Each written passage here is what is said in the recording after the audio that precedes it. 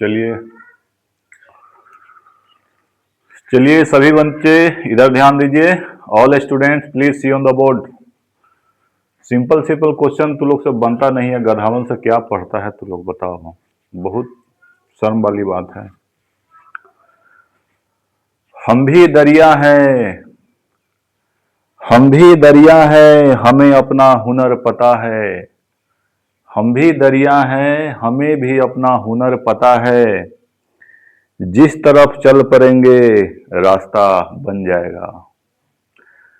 हम भी दरिया हैं, हमें अपना हुनर पता है। जिस तरफ चल देंगे रास्ता खुद ही बन जाएगा। चलिए क्वेश्चन है आपका, गुणनखंड का क्वेश्चन है, फैक्टराइज इसको बोलते हैं, ठीक है।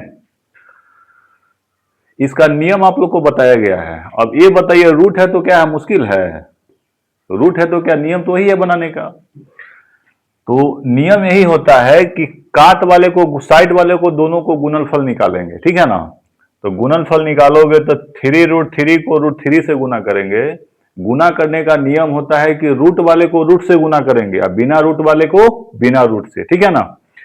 तो 3 है और यहाँ कुछ नहीं है तो 1 है, तो 3 को 1 से गुना करेंगे तो 3 आएगा।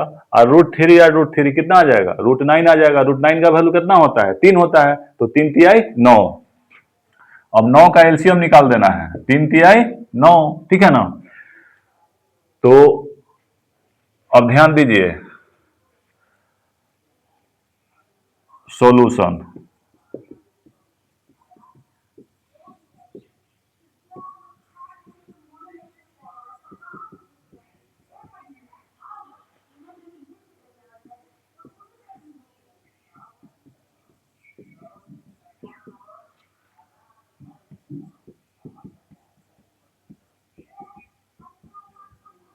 देखिए यहां पे आप एक स्टेप ले लिए हैं, क्योंकि दोनों को गुना करेंगे तो 3 तिहाई 9 साइड वाले के गुणनफल के बराबर आ रहा है ना।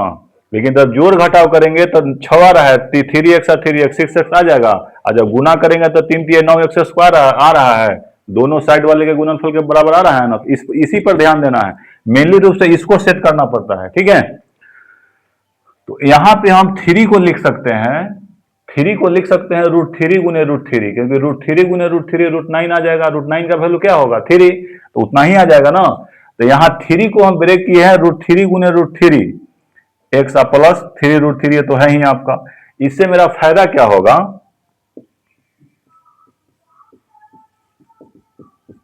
यहां √3 आपका कॉमन हो जाएगा।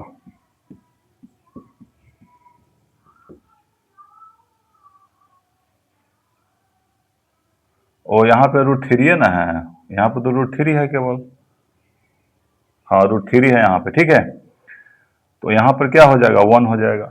अब बोला गया था कि बीच वाला आपका ए वाला बराबर होना चाहिए, ए वाला मेरा इक्वल आ रहा है ना।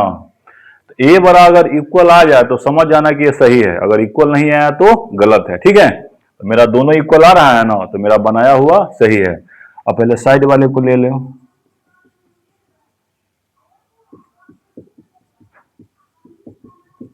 हो गया आंसर, ठीक है। चेक करना है तो दोनों को गुना कर दो, बारी बारी से सबको गुना कर दो, ठीक है। गुना करोगे तो आपका फिर इतना ही आ जाएगा, ठीक है। तो ऐसे गुणनफल को, नियम को याद रखना है जो नोट में लिखाया गया है, ठीक है ना, कि साइड वाले को गुणनफल निकालना है और गुणनफल निकालने के बाद एलसीएम निकालना है और एलसीएम निकालने के बाद उसी में सेट करना है। आप किसी को किसी से गुना करोगे तो साइड वाला गुणनफल आ जाएगा, लेकिन बीच वाला आपको लाना है मेनली रूप से, बीच वाला, ठीक है ना। तो नियम याद रखिए, बाकी क्वेश्चन बन जाएगा, ठीक है ना। अब चलिए इससे जो भी रिलेटेड है क्वेश्चन बन जाएगा, अगर जो नहीं बनेगा नेक्स्ट क्लास में देखा जाएगा, ठीक है।